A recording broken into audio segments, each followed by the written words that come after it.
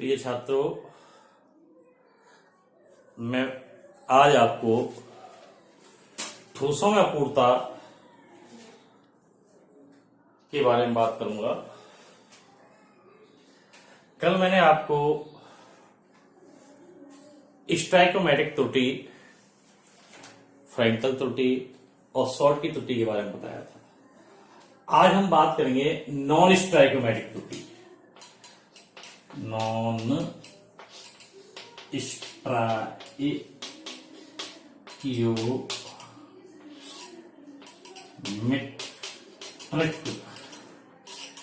Stoichiometric दोष, यह इसको क्या कहते हैं? अरस समीकरण मितीय दोष। तो बड़ा नॉन स्टोइकोमेट्रिक त्रुटि या नॉन स्टोइकोमेट्रिक त्रुटि या अरसमीकरण दोष, जैसे मैंने कल बताया था कि आयनिक यौगिकों में धनायन और ऋणायन अवयवी कणों के रूप में होते हैं।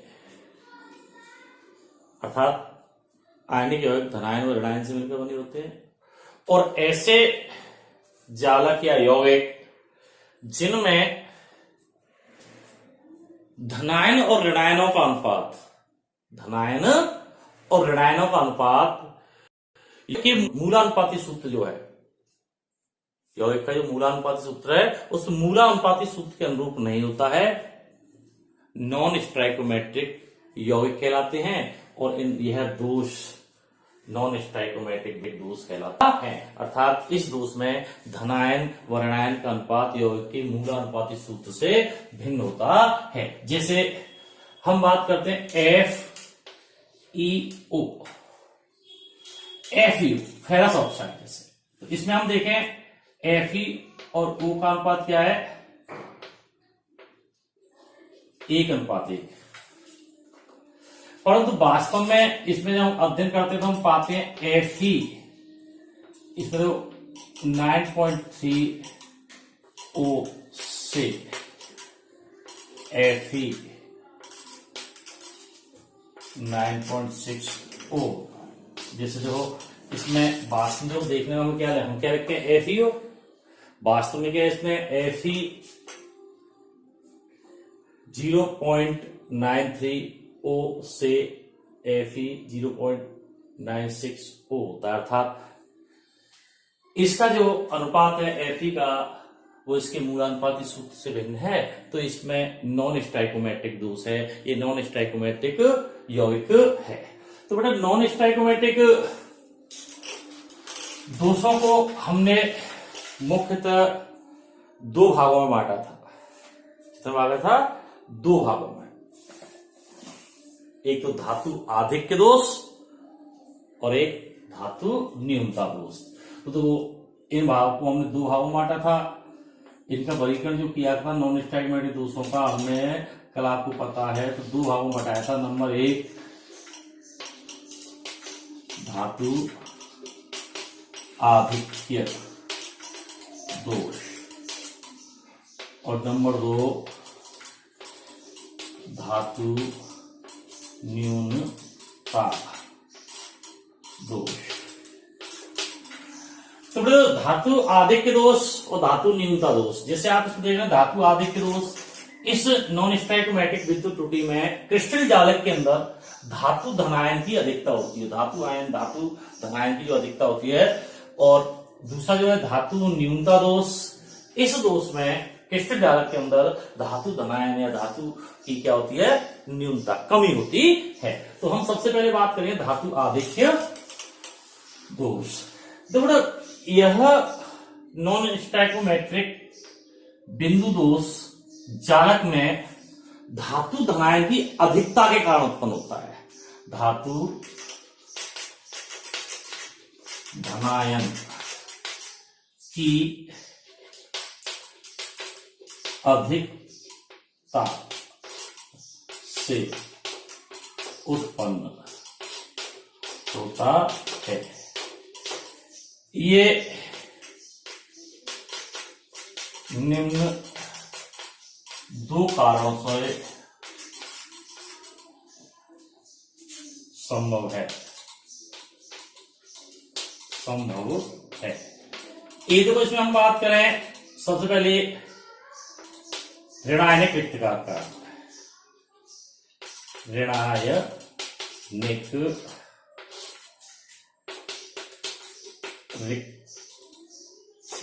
के कारण, ऋणायनिक रिक्तिका के कारण, और दूसरा है अंतराकाश में अतिरिक्त धातु आयन के आ जाने से। पहला तो बेटा ऋणायनिक रिक्तिका के कारण है, और दूसरा क्या है, अंतराकाश में अतिरिक्त धातु आयन आ जाने से। तो सबसे पहले हम बात करें ऋणायनिक रिक्तिका के कारण।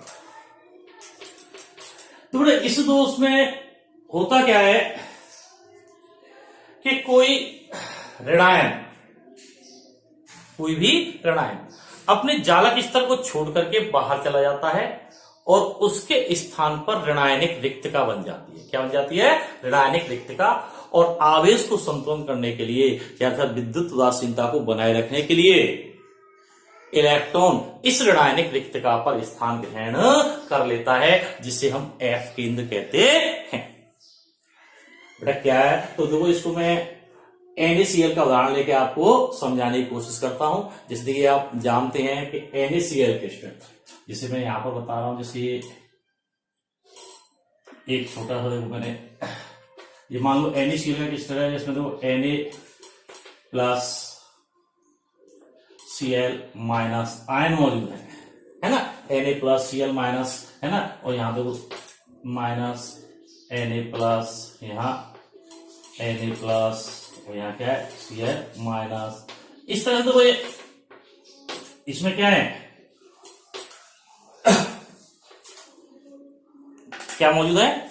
आयन मौजूद है। जैसे मैं, तो अब देखो ये Na+ है, जैसे मैं इसको गोल से आपको दिखा रहा हूं, जैसे ये है Cl-, फिर ये क्या है Na+, यहां पर क्या देखो Cl-, Na+, Cl-, Na+, Cl-, Na+।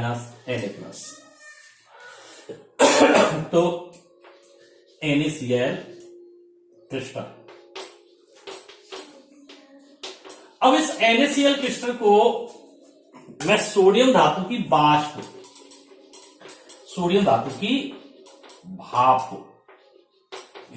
के साथ इसको गर्म करता हूं।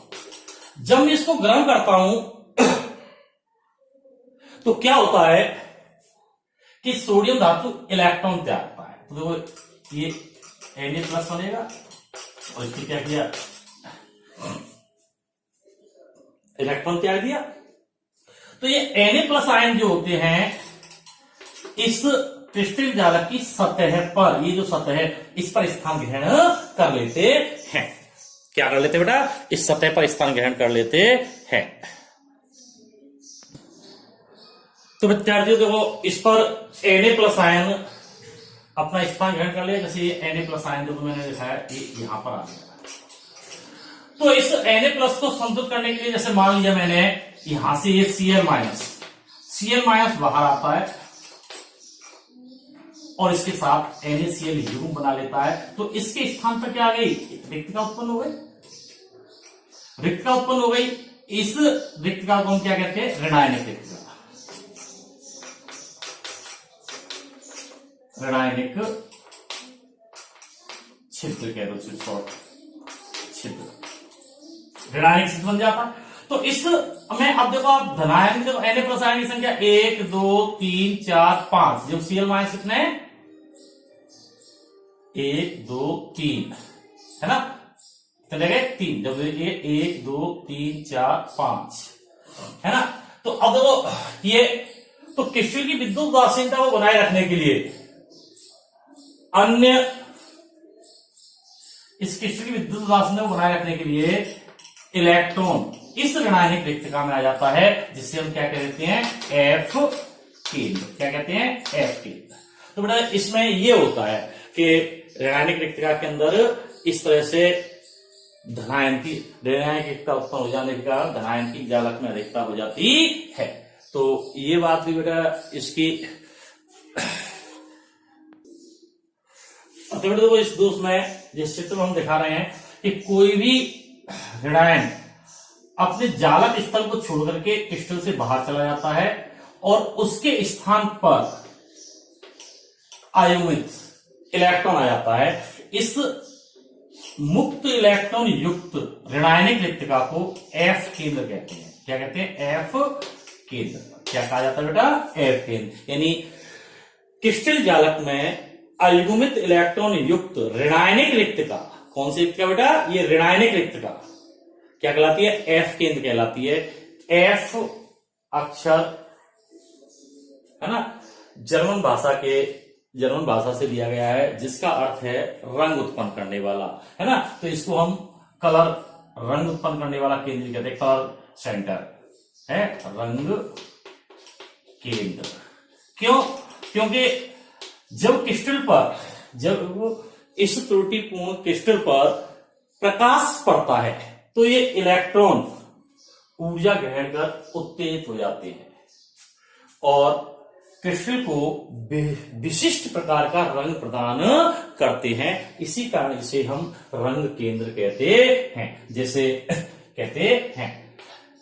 देखो NaCl, त्रुटिपूर्ण NaCl पीला, है ना। LiCl, त्रुटिपूर्ण LiCl कैसा?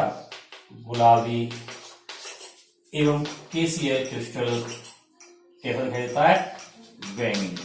तो इनकी बैंगनी, कौन सा बेटा? बैंगनी।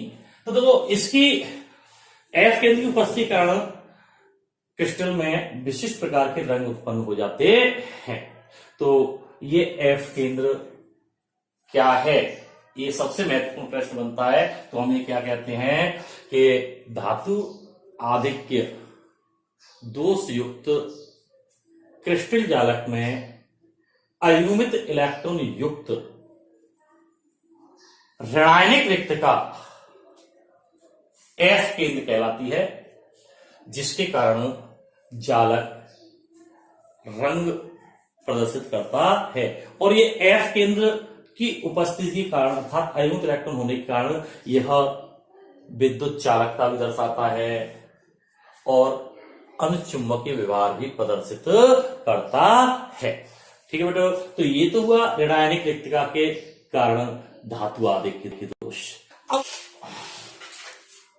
अंतराकाश में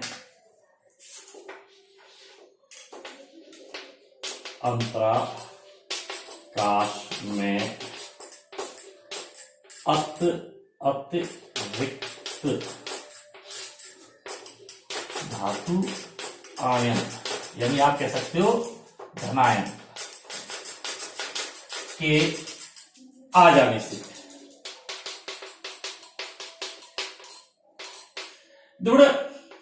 अतिरिक्त धातु आयन के आ जाने से,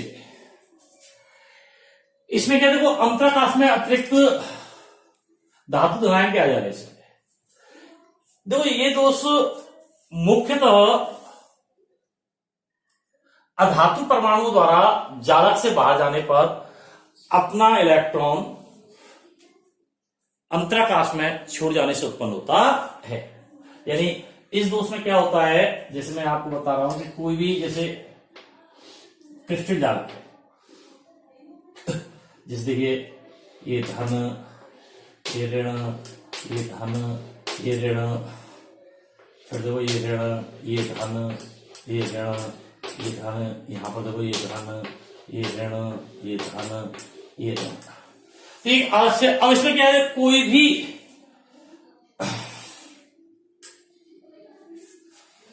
जो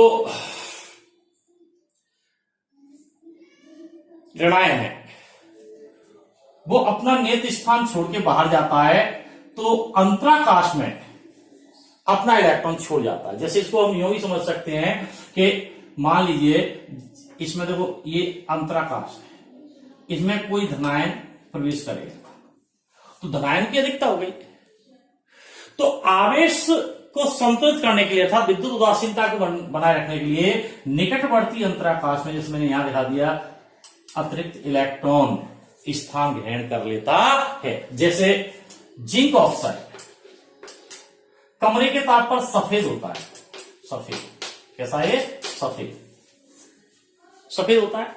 जब इसको हम गर्म करते हैं, जब इसको हम गर्म करते हैं तो यह ऑक्सीजन को त्याग देता है, O2, O2। तो अब देखो यहां से ऑक्सीजन को त्यागेगा तो क्या होगा, ये अपने इलेक्ट्रॉन भी त्यागेगा और O2 बनने पर Zn2+ क्या हो जाएंगे, अलग। तो ये त्यागे इलेक्ट्रॉन अंतराकाश में स्थान ग्रहण कर लेंगे और आवेश को संतुलित रखने के लिए अन्य अंतराकाश में क्या जाएगा, धातु धन आयन। या आप ये भी कह सकते हो सीधी सीधी भाषा में कि चित्र में दर्शाए अनुसार अंतराकाश में अतिरिक्त धन आयन आ जाता है, जिसके आवेश को संतुलित करने के लिए अर्थात उदासीनता को बनाए रखने के लिए अन्य अंतराकाश में अतिरिक्त इलेक्ट्रॉन ग्रहण कर लेता है। उदाहरण के रूप में जैसे Zn को गर्म करने पर यह सफेद से पीला, त्रुटिपूर्ण किस तरह होता है, पीला हो जाता है, क्योंकि यह ऑक्सीजन को त्याग करके अतिरिक्त धातु धनायन युक्त दोषपूर्ण क्रिस्टल का निर्माण करता है, जिसका सूत्र देखो हम क्या लिखेंगे, Zn। तो यहां तो Zn एक था, वो भी क्या था, एक था Zn। अब यहां पर अतिरिक्त क्या हो गया, अंतराकाश के अंदर जैसे इसमें दिखाया अतिरिक्त क्या गया, धनायन। तो धनायन कितनी हो सकती, तो हमने क्या लिख दिया, जैसे +X, जिसका जो सूत्र है त्रुटिपूर्ण क्रिस्टल का सूत्र हम इस तरह से लिखेंगे, त्रुटिपूर्ण जिंक ऑक्साइड, त्रुटिपूर्ण जिंक ऑक्साइड।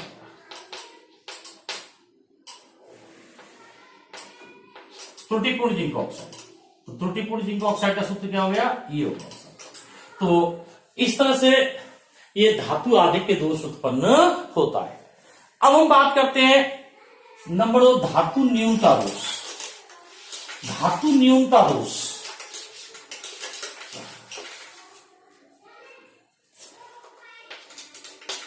धातु न्यूनता दोष। यह क्रिस्टल जालक से धनायन में धनायन की कमी के कारण उत्पन्न होता है। यह भी निम्न दो कारणों द्वारा संभव होता है। तो बड़ा ये भी दो कारण द्वारा संभव है। नंबर 1, जैसे हमने बात की, नंबर 1 अंतराकाश में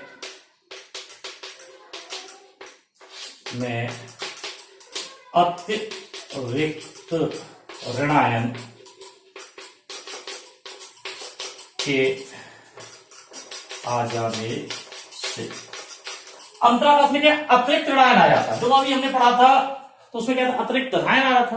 अब अतिरिक्त ऋणायन आ जाता है। जैसे देखिए मैं आपको ये बताऊं, जैसे मैंने ये क्रिस्टल जालक लिया, ये धन, ये ऋण, ये धन, ये ऋण, ये ऋण, ये धन, ये ऋण, ये धन, ये धन, ये ऋण, ये धन और ये ऋण। अब क्या है कि अंतराकाश में अतिरिक्त ऋणायन आ गया। जैसे मान लो यहां पर ये क्या आ गया, अतिरिक्त ऋणायन। जैसे मैं इसको नीले चौक से दिखा देता हूं आपको। देखिए ये अतिरिक्त अंतराकाश है, इस अंतराकाश में अतिरिक्त ऋणायन आ गया। तो अतिरिक्त ऋणायन आ जाने से क्रिस्टल जालक की विद्युत उदासीनता समाप्त हो जाती है। तो जालक की उदासीनता को बनाए रखने के लिए कोई भी धातु धनायन जो है वो इलेक्ट्रॉन त्याग कर अपनी ऑक्सीजन अवस्था में वृद्धि कर लेता है। जैसे मैंने ये बताया, यहां पर देखो ये है इसने, तो जैसे ही इसने क्या किया, अपना इलेक्ट्रॉन त्याग कर ऑक्सीजन अवस्था कितनी कर ली, 2।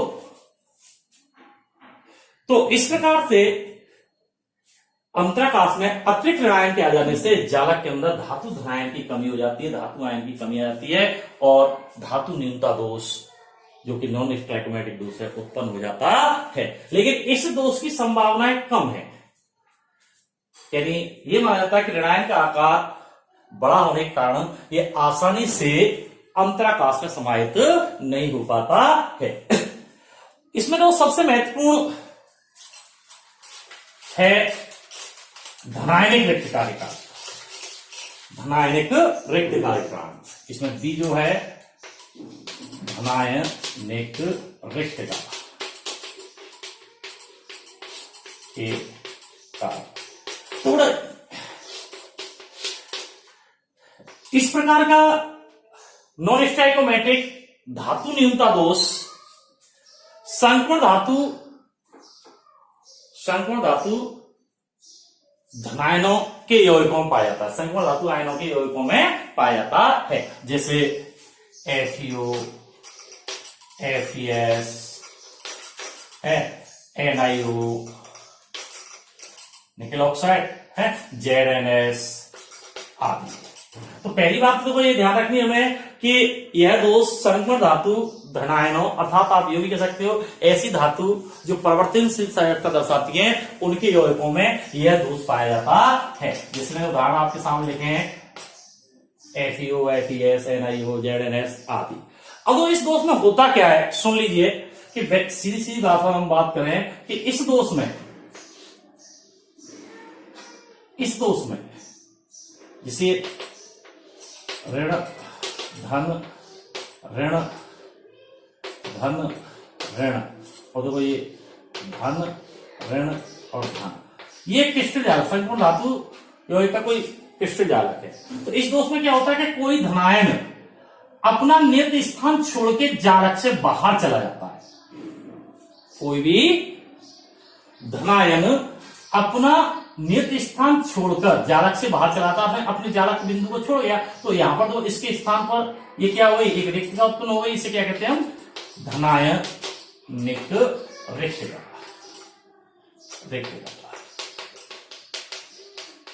धनायनिक रिक्तता उत्पन्न हो गई।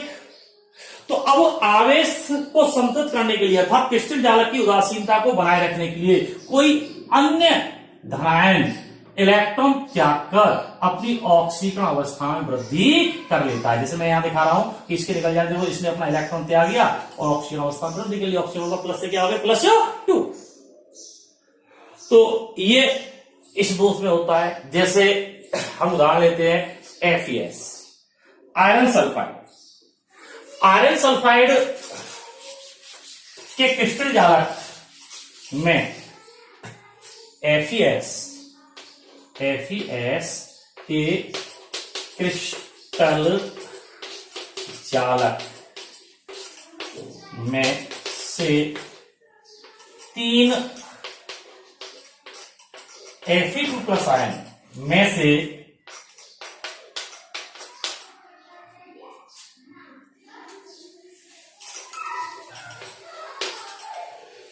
तीन Fe2+ आयनों में से एक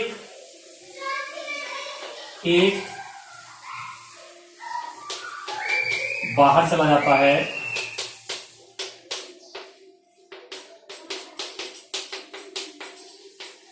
और 2 Fe3+ में बदल जाते हैं। इसमें बदल जाते हैं Fe3+ में बदल जाते हैं। यही 3 जालकों में से 3 Fe2+ में से 2 तो कहां चले गए, Fe3+ में बदल गए और एक कहां चला गया, बाहर। और इस प्रकार जालक में Fe2+ व Fe3+ दोनों प्रकार के आयन उपस्थित होते हैं। कैसे उपस्थित हो जाते हैं, दोनों प्रकार के आयन उपस्थित हो जाते हैं और इन आयनों के मध्य इलेक्ट्रॉनों का अंतरा परिवर्तन होता रहता है। लगातार जो इलेक्ट्रॉन हैं उनका लेन देन चलता रहता है, जिससे इनमें एक धात्विक चमक उत्पन्न हो जाती है। कैसे हो जाती है? धात्विक चमक उत्पन्न हो जाती है, जिसके कारण FeS जालक सोने जैसा दिखाई देता है, अर्थात इसमें सोने जैसी चमक आ जाती है। और इसी कारण FeS को मूर्खों का सोना कहा जाता है। क्या कहा जाता है बेटा? मूर्खों का सोना। एक बार फिर सुन लेंगे कि FeS के क्रिस्टल जालक में 3 Fe2+ में से एक बाहर चला जाता है और 2 Fe3+ आयन बन जाते हैं। इस प्रकार Fe2+ व Fe3+ दोनों प्रकार के आयन जालक के अंदर होते हैं, जिनके मध्य इलेक्ट्रॉनों का अंतरा परिवर्तन होता रहता है, यानी दोनों आयनों के मध्य इलेक्ट्रॉनों का लेन देन चलता रहता है। इस इलेक्ट्रॉनिक अंतरा परिवर्तन के कारण धात्विक चमक उत्पन्न होती है, जिसके कारण FeS जालक सोने जैसा दिखाई देता है। इसमें सोने जैसी चमक उत्पन्न हो जाती है। इसी कारण FeS को मूर्खों का सोना कहा जाता है। तो ये बात हुई देखो इनकी। तो इसमें देखो सबसे पहले जो प्रश्न बनता है वो मेन प्रश्न ये बनता है, एक तो कि F केंद्र क्या है, दूसरा प्रश्न FeS को मूर्खों का सोना क्यों कहा जाता है, तीसरी बात ये आ जाती है क्या कारण है कि NaCl पीला दिखाई देता है। तो इस तरह के प्रश्न इन टॉपिकों पर बनते हैं। तो ये आपके नॉन स्टाइकोमेट्री के दोष थे। अब रह जाता है हमारा अशुद्धता दोष। जो अगला बिंदु दोष है अशुद्धता दोष, तीसरे प्रकार का अशुद्धता दोष। यह दोष स्टैकोमेटिक एवं नॉन स्टैकोमेटिक क्रिस्टल जालकों में अशुद्धि मिलाने पर उत्पन्न होता है। यानी क्रिस्टल जालक में अगर अशुद्धि मिला दी तो यह दोष उत्पन्न हो जाता है। होता क्या है कि क्रिस्टल जालक में अशुद्धि मिलाने पर यह दोष कैसे उत्पन्न होता है, इसकी बात मैं आपको बता रहा हूं। तो सबसे पहले हम एक क्रिस्टल जालक बनाते हैं, जैसे ये Na+ Cl-, यानी इसके उदाहरण, जैसे इसका उदाहरण है NaCl कि क्रिस्टल जालक में मैं SrCl2 की अशुद्धि मिला रहा हूं।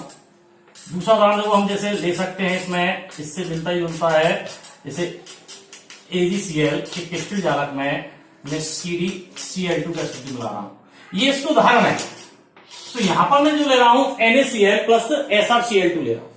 तो Na+, इसमें देखो ये Cl- है, ये Na+ है। फिर देखो यहां पर ये Na+, यहां पर देखो Cl-, फिर देखो Na+, और देखो ये इसके बाद क्या आ गया Cl-। अब देखो यहां पर Cl-, यहां पर Na+, फिर देखो Cl-, यहां पर Na+, फिर देखो Cl-, यहां पर Na+, और देखो यहां पर Na+, है ना, यहां पर Cl-, फिर देखो Na+, यहाँ Cl-, यहाँ Na+, और यहाँ Cl-, है ना। इस तरह से देखो ये Cl-, और देखो Na+, ये Cl-, और देखो Na+, ये Cl-, और ये Na+। ठीक है भाई, ये आपके देखो एक क्रिस्टल जालक है। अब मैंने इसमें क्या किया, इस क्रिस्टल जालक को मैंने पिघला लिया, द्रवित अवस्था में बदल दिया। और द्रवित अवस्था में बदलने के बाद इसमें अल्प मात्रा में SrCl2 मिला दिया। यानी इस NaCl क्रिस्टल को मैंने पिघला लिया, पिघलाने के बाद अशुद्धि के रूप में इसमें अल्प मात्रा में SrCl2 मिला दिया। तो SrCl2 मिलाने के बाद इस द्रवित क्रिस्टल को मैंने धीरे धीरे ठंडा करते हुए क्रिस्टलीकृत किया। तो मैं पाता हूं कि कुछ स्थानों पर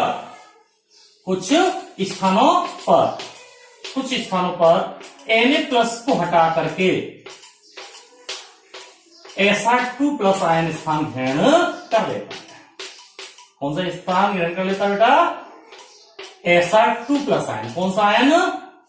Sr2+ आयन। जैसे देखिए, जैसे मैंने यहां पर दिखा दिया, यहां से यहां से देखिए, ये यहां पर क्या आ गया? Sr2+ ion.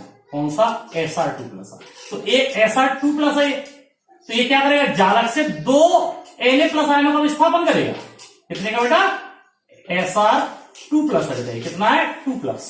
तो एक तो यहां आ ही गया, और जैसे एक मान लीजिए यहां से दिखा देता हूं, यहां से चला गया, तो यहां पर देखो ये Na+ के जाने के कारण क्या उत्पन्न हो गई? ऋणायनिक। कौन सी उत्पन्न हो गई? धनायनिक, सॉरी, धनायनिक रिक्तता।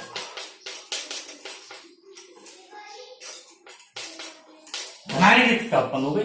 तो इस प्रकार इस क्रिस्टल जालक में SrCl2 की अशुद्धि मिलाने पर जालक के अंदर दोष उत्पन्न हो जाता है, बिंदु दोष उत्पन्न हो जाता है, जिसे हम अशुद्धता दोष कहते हैं।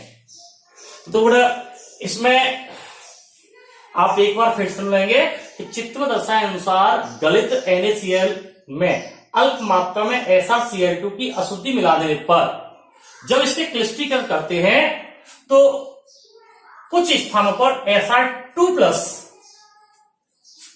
स्थान ग्रहण कर लेता है, और विद्युत की उदासीनता को बनाए रखने के लिए अन्य जालक स्थल से कोई Na+ आयन विलुप्त हो जाता है, और उस स्थान पर धनायनिक रिक्तता उत्पन्न हो जाती है। तो इस तरह से एक Sr2+ के चालक में अशुद्धि के रूप में प्रवेश करने पर 2 Na+ आयन विलुप्त होते। तो एक का स्थान तो Sr2+ ने ले लिया, और एक पूर्णतः ऋणायनिक रिक्तता के रूप में उपलब्ध है। तो 2 Na+ आयन क्या कर गए? अपना स्थान छोड़ गए। तो ये बेटा क्रिस्टल जो है, इस त्रुटि के कारण, इस धनायनिक रिक्तता के कारण विद्युत चालकता भी दर्शाता है। इसमें विद्युत चालकता का गुण पाया जाता है। तो इस प्रकार आपके ये ठोसों में अपूर्णता वाला टॉपिक पूर्ण होता है। तो ये छात्रों, आज पढ़ाए गए टॉपिकों में से आपको दिया गया होमवर्क, आपका है गृह कार्य, निम्न प्रकार है। इन प्रश्नों को आप अपनी नोटबुक में हल करें। अगर किसी प्रकार की समस्या हो तो दिए गए फोन नंबर पर संपर्क कर उसका समाधान कर सकते हैं। जय हिंद।